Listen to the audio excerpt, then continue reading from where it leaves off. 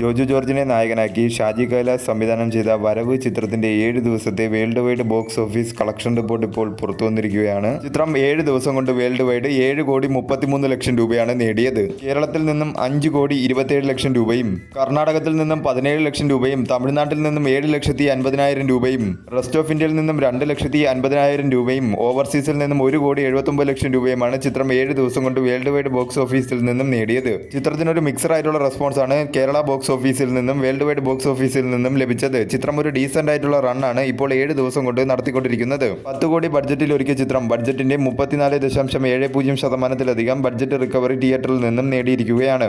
2,48,00,000 രൂപയാണ് ചിത്രം കേരള ഷെയറായി 7 ദിവസം കൊണ്ട് നേടിയത്. 3,48,00,000 രൂപയാണ് ചിത്രം വേൾഡ് വൈഡ് ഷെയറായി 7 ദിവസം കൊണ്ട് നേടിയത്.